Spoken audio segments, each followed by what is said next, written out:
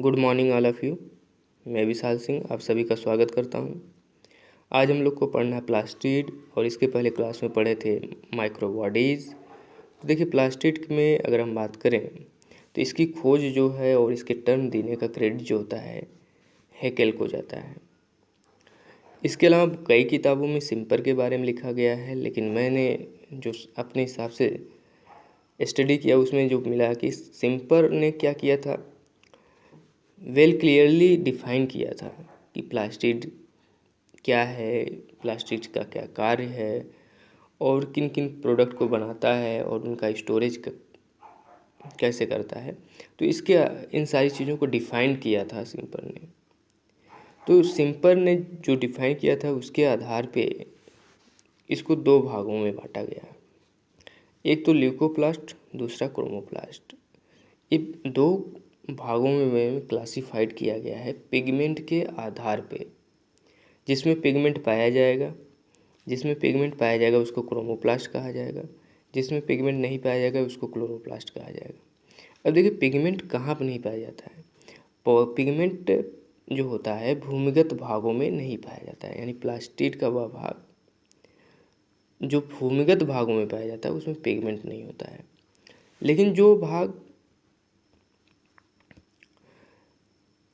Light के effect में आता है या भूमिगत के बाहर होता है, जो लाइट के संपर्क में रहता है, उन सभी भागों में पिगमेंट्स पाए जाते हैं, लेकिन वो अलग अलग टाइप के पिगमेंट पाए जाते हैं। भाग कौन से होंगे? लीफ में होगा, पेटल में हो सकता है, फ्रूट में हो सकता है, स्टेम में भी हो सकता है। देखिए ल्यूकोप्लास्ट क्या होता है कि फोटोसिंथेसिस में भाग नहीं लेता है। क्यों? क्योंकि इसमें पिगमेंट पाए ही नहीं जाते हैं, क्लोरोफिल पाया ही नहीं जाएगा। जबकि क्रोमोप्लास्ट जो होता है फोटोसिंथेसिस में भाग लेता है। ल्यूकोप्लास्ट करता क्या है? ल्यूकोप्लास्ट का कार्य है संचय करना, यानी फूड मटेरियल को स्टोर करना, और इसके आधार पर इसको तीन भागों में बांटा गया है, एमाइलोप्लास्ट, इलाइयोप्लास्ट और प्रोटीनोप्लास्ट। देखिए एमाइलोप्लास्ट कर क्या रहा है? स्टोरेज ऑफ कार्बोहाइड्रेट कर रहा है। उसका एग्जाम्पल क्या है? पोटैटो ट्यूबर है, जिसमें सबसे ज़्यादा कार्बोहाइड्रेट होता है। इलाइयोप्लास्ट क्या कर रहा है? फैट का स्टोरेज कर रहा है, और इसका सबसे अच्छा एग्जाम्पल ग्राउंडनट है और कैस्टर सीड है। प्रोटीनोप्लास्ट जो है प्रोटीन का संचय कर रहा है, और सबसे अच्छा एग्जाम्पल मक्का है, यानी मेज है। तो इस आधार पे यानी कि जो फूड मटेरियल का संचय हो रहा है और किस टाइप का फूड मटेरियल का संचय हो रहा है, उसके आधार पे इसको तीन भागों में बांटा गया। क्लोरोप्लास्ट में इसमें क्या है कि इसमें पिगमेंट के आधार पे बांटा गया है कि किस पौधे के किस भाग में किस तरह का पिगमेंट पाया जाता है। तो इसमें एक है क्लोरोप्लास्ट पहले नंबर पे, जिसके बारे में हम लोग को डिटेल में पढ़ना भी है। यानी क्लोरोप्लास्ट जो ग्रीन भाग होगा, यानी पौधे के जितने भी ग्रीन पार्ट्स होंगे उन सभी में क्या होगा? क्लोरोप्लास्ट होगा। चाहे वो लीफ हो चाहे स्टेम हो, सभी में क्लोरोप्लास्ट पाया जाता है। फियोप्लास्ट की अगर हम बात करें तो फियोप्लास्ट जो है ब्राउन एल्गी में पाया जाता है, और इसके अंदर जो पिगमेंट्स होता है, जैसे यहाँ पे क्लोरोफिल था, उसी तरह से इसके अंदर जो पिगमेंट होता है वो जैंथोफिल होता है या तो फिर फ्लूकोजैंथिन होता है। जैंथोफिल होगा या फिर फ्लूकोजैंथिन होगा। तो ब्राउन एल्गी में पाया जाता है। एग्जाम्पल, एक क्वेश्चन अक्सर एग्जाम पे आता है कि जो ब्राउन एल्गी होता है और जो रेड एल्गी होता है उसमें कौन सा पिगमेंट पाया जाता है। देखिए रोडोप्लास्ट की अगर हम बात करें तो इसमें क्या होता है कि फाइकोइरिथ्रिन पिगमेंट पाया जाता है, जो रेड एल्गी, जिसके कारण से एल्गी रेड दिखाई पड़ती है। अब देखिए क्लोरोप्लास्ट को हम लोग को थोड़ा सा डीपली पढ़ना है, तो इसके देखते हैं क्लोरोप्लास्ट को। तो क्लोरोप्लास्ट जो डिस्कवर किए हैं एंटन वॉन लीeuwenhoek ने किया था, यानी कि 17th सेंचुरी में एंटन लीeuwenhoek ने क्लोरोप्लास्ट के बारे में बता दिया था। फिर सिम्पर ने उसको डिफाइन किया, यानी टर्म दिया सिम्पर ने, और सिम्पर फिर इस पर काफ़ी अध्ययन किए थे।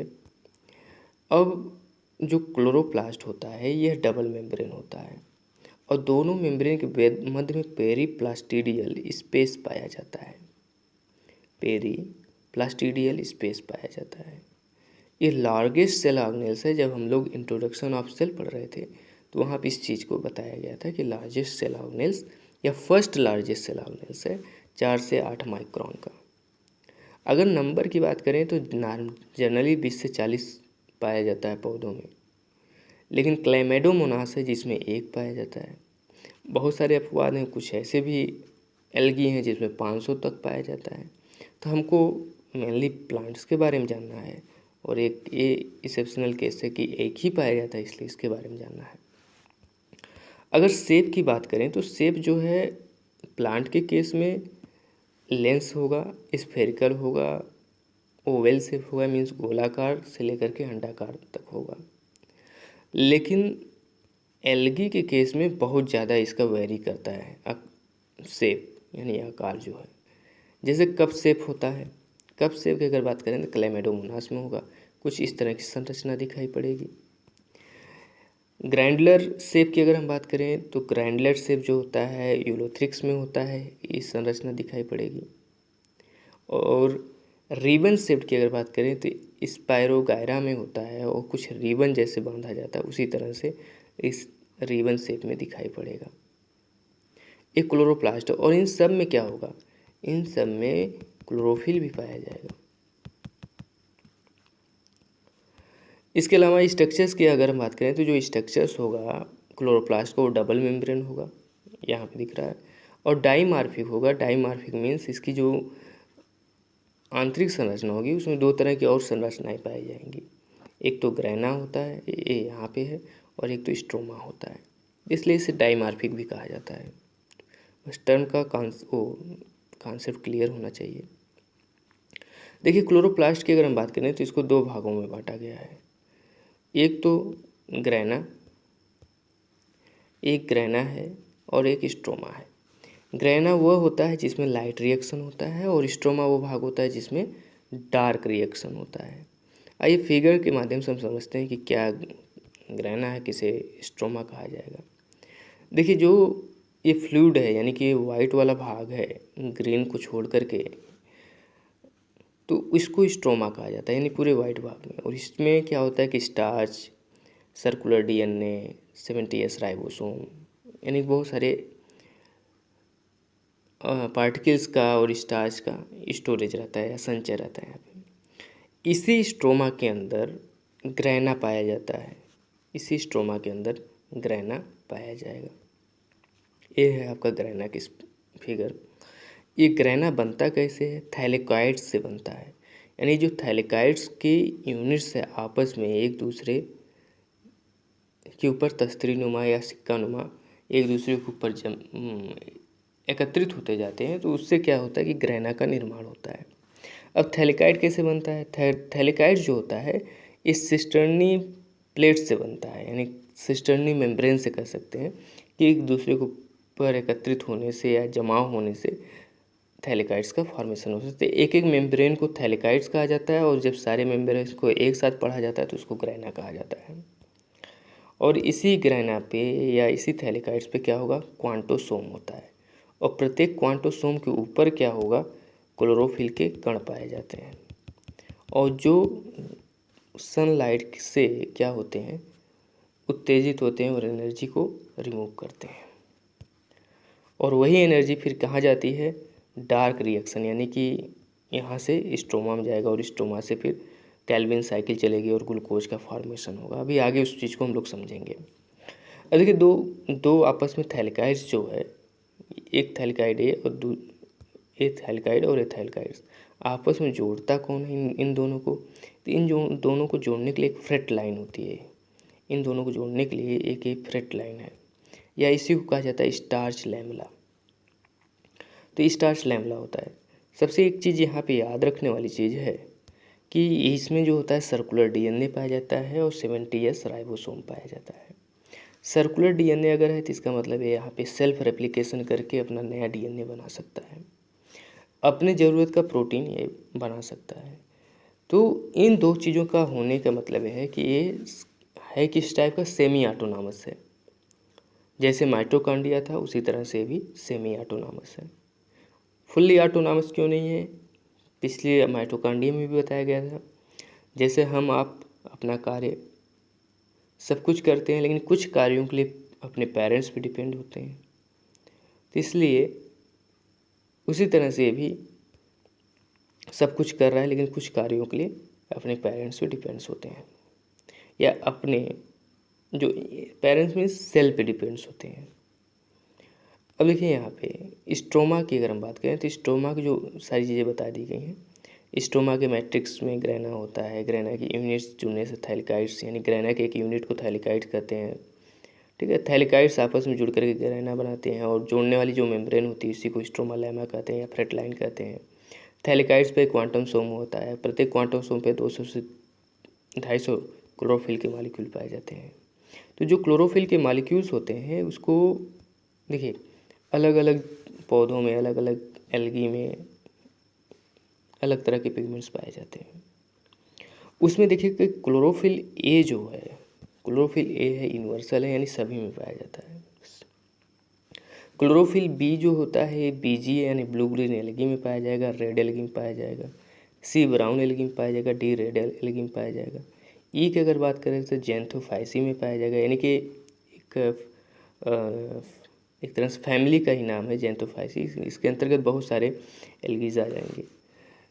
कुछ बैक्टीरिया में भी क्लोरोफिल पाया जाता है, जिसको bacterio chlorophyll A, bacterio chlorophyll B जो होता है उन पर्पल एंड सल्फर बैक्टीरिया में पाया जाता है। जो पर्पल बैक्टीरिया है और सल्फर बैक्टीरिया है।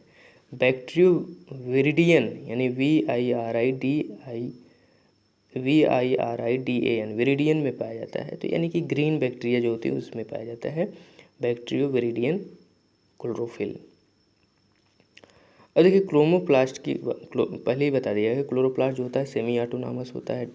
क्यों होता है? क्योंकि इसमें इसे पाया जाता है 70S राइबोसोम पाया जाता है, DNA पाया जाता है। मीन्स ये प्रोटीन भी बना सकता है अपना, और DNA का रेप्लिकेशन करके नया DNA भी बना सकता है। तो इसके आधार पर हम कह सकते हैं कि क्लोरोप्लास्ट की जो ओरिजिन्स होती है वो प्री एग्जिस्टिंग क्लोरोप्लास्ट से होती है, यानी जो पूर्ववर्ती क्लोरोप्लास्ट होते हैं उसी से इसकी ओरिजिन होती है। क्योंकि अपने आप को डिवाइड करके, यानी कि जैसे सेल डिवीजन होता है इसी तरह से भी अपने आप को अपना डिवीजन करके नया क्लोरोप्लास्ट बना सकता है। क्लोरोप्लास्ट की अगर हम बात करें तो क्लोरोप्लास्ट को हम कहते हैं cell within cell organelles. क्यों कहते हैं? माइटोकॉन्ड्रिया को जैसे कहते थे, क्योंकि ये सब कुछ अपना एक सेल के अंदर, एक सेल का जो फीचर होता है वो सारा फीचर लगभग क्लोरोप्लास्ट में भी पाया जाता है। तो इसलिए cell within cell organelles कहा जाता है, यानी कि सेल के अंदर रह करके सेल की तरह व्यवहार कर रहा है। तो इसलिए इसको cell within cell organelles भी कहा जाता है। अब उसी जो पूरे चैप्टर जो हम लोग पढ़े हैं उसी को एक फिगर से समझने की कोशिश करते हैं। देखिए एक है क्या कि एक प्लांट है, उसमें एक लीफ है और उसी लीफ में क्लोरोप्लास्ट पाया जा रहा है। उसी ऊपर फिगर में समझे हैं आप लोग। तो उसी क्लोरोप्लास्ट में क्या है? ग्रैना है। और इसी ग्रैना में क्या है? क्वांटोसोम है। इसी ग्रैना में, प्रत्येक ग्रैना में क्या है? क्वांटोसोम है। और प्रत्येक क्वांटोसोम पे के ऊपर क्या है? क्लोरोफिल के कण है। ठीक। अब ये क्लोरोफिल करते क्या है? ये क्लोरोफिल करेंगे क्या? यहाँ से जो सनलाइट है वो सनलाइट यहाँ पे आएगी, और ये स्ट्रोमा है, यानी कि ग्रैना हो गया जो पत्ती के शेष भाग है, या कहें कि क्लोरोप्लास्ट का शेष भाग जो है, ये पत्ती एक स्ट्रक्चर इसलिए बनाया गया पत्ती में पाया जाता है। तो लीफ में पाया जाता है, इसलिए उसका ऐसा स्ट्रक्चर बनाया गया। तो जो ग्रैना के अतिरिक्त वाला भाग है उसको स्ट्रोमा कहा जाता है। इस स्ट्रोमा में क्या है? NADP है, ADP है के मॉलिक्यूल्स हैं। ठीक है। तो एडेनिन डाइफॉस्फेट के मॉलिक्यूल्स हैं। तो ADP क्या करता है? ADP और NADP इस सनलाइट्स को पाते ही क्या हो जाएगा? ATP का फॉर्मेशन करेगा और NADPH का फॉर्मेशन करेगा। कैसे? NADPH में मीन्स हाइड्रोजन कहाँ से आ जाएगा? देखिए ये क्या होता है कि जब जल यहाँ पे पौधे से जब लीफ जल को प्राप्त करती है और ऊपर से सनलाइट्स आता है, तो यहाँ पे फोटोलाइसिस की क्रिया होती है। फोटोलाइसिस मीन्स जल के हाइड्रोजन मॉलिक्यूल अलग होगा और ऑक्सीजन अलग हो जाएंगे। अब देखिए यहाँ पे हाइड्रोजन आकर के इससे अटैच हो जाता है, NADPH2 बनाता है, और साथ में इस एनर्जी का जो फोटॉन है उसको ग्रहण करके एडीपी से एटीपी का फॉर्मेशन हो जाता है। तब एक चीज़ यहाँ पे क्या क्लियर हो रहा है कि जो ऑक्सीजन का फॉर्मेशन हो रहा है वो जल से हो रहा है। ऑक्सीजन का फॉर्मेशन जल से हो रहा है। मीन्स यह जल ग्रैना में पहुंचा, ग्रैना के ऊपर सनलाइट पड़ा और सनलाइट से फोटोलाइसिस की क्रिया हुई, यानी हाइड्रोजन का मॉलिक्यूल ऑक्सीजन के मॉलिक्यूल अलग हो गए, जिससे ऑक्सीजन रिमूव हुआ। लेकिन एक कार्य और साथ में हो रहा है, जो स्ट्रोमा में NADP था, ADP था, इस सनलाइट से एनर्जी प्राप्त करके और जो यहाँ के हाइड्रोजन अलग हुआ उसको प्राप्त करके ATP और NADH का फॉर्मेशन करता है। अब देखिए NADP, अब एक फिगर में थोड़ा छूट गया है, आप लोग सही कर लीजिएगा। देखिए होता क्या है, ADP और ATP जो फॉर्मेशन होगा यूज कहाँ पे आएगा, वो किसके यूज में आएगा, जो डार्क रिएक्शन हो रहा है उस वहाँ पे काम आता है। ये फिगर सही कर लीजिएगा आप लोग, यहाँ पे एरो बना लीजिएगा।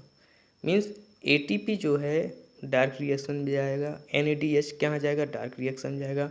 और इस डार्क रिएक्शन में चूँकि एनर्जी की आवश्यकता होती है, तो होता क्या है, डार्क रिएक्शन में कार्बन डाइऑक्साइड अंदर आया, जुड़ेगा किससे, RuBP पाया जाता है इसमें। तो RuBP जो होता है 5 कार्बन होता है और ये 6 कार्बन, 1 कार्बन यहाँ से आ रहा है, तो यानी 6 कार्बन का मॉलिक्यूल बनेगा। और ये डार्क रिएक्शन पूरा जो डार्क रिएक्शन चलेगा, dark reaction means Calvin cycle चलती है, तो इस केल्विन साइकिल से भी हमको मिलेगा क्या, ग्लूकोज का फॉर्मेशन होगा। और साथ में क्या रिमूव होगा, यहाँ से NADP और ADP। देखिए साइकिल इसी तरह चल रहा है, जब लाइट पड़ा ग्रैना पे तो ATP और NADH बना, इस एनर्जी का यूज हो गया, फिर वो पुरानी अवस्था में आ गया, इस रूप में आ गया। तो जैसे सनलाइट पड़ेगा फिर इनका यूज होगा और ये कन्वर्ट हो जाएगा इसमें, यानी मीन्स इस लाइट की एनर्जी प्राप्त करके और पोटेंशियल हो जाएगा। यानी कि ADP जो है कम पोटेंशियल है, लाइट्स से जो फोटान मिल रहा है उसको प्राप्त करके ATP बना लेगा, ये हाइड्रोजन के साथ बाइंड होकर के मीन्स और एनर्जेटिक बन जाता है और फिर एक केल्विन साइकिल को ऑपरेट करने में हेल्प करता है। तो केल्विन साइकिल से बन क्या रहा है, या डार्क रिएक्शन से क्या बन रहा है, ग्लूकोज का फॉर्मेशन हो रहा है। देखिए दो चीज़ है, डार्क रिएक्शन से हमको ग्लूकोज मिला और लाइट रिएक्शन से हमको ग्लूकोज मिला, और डार्क रिएक्शन से पौधा अपने लिए क्या बनाया, लाइट रिएक्शन से ऑक्सीजन का फॉर्मेशन हुआ जो हमारे लिए काम की है, और डार्क रिएक्शन से ग्लूकोज का फॉर्मेशन हुआ जो पौधे अपने जीवन यापन के लिए यूज करेंगे। तो अब देखिए होता क्या है, इसी ग्लूकोज का सेलुलर रिस्पायरेशन होता है। सेलुलर रिस्पायरेशन मीन्स ग्लूकोज जो होता है सिंपल मॉलिक्यूल से मिल करके बना है, और फिर यहाँ पे क्या है कि सेलुलर रिस्पायरेशन होगा तो ग्लूकोज का विखंडन होगा एक तरह से। इसके अलावा अगर जो जितने भाग का विखंडन हो गया वो तो समाप्त हो जाएगा, और जो बच गया उसका संचय किस रूप में होगा, स्टार्च के रूप में होगा, ऑर्गेनिक कंपाउंड्स के रूप में होगा। तो एक सिंपल प्रोसेस था समझने के लिए। जब हम लोग फोटोसिंथेसिस पढ़ेंगे तो वहाँ पे दोनों चीज़ों को कंबाइंड करके पढ़ा जाएगा।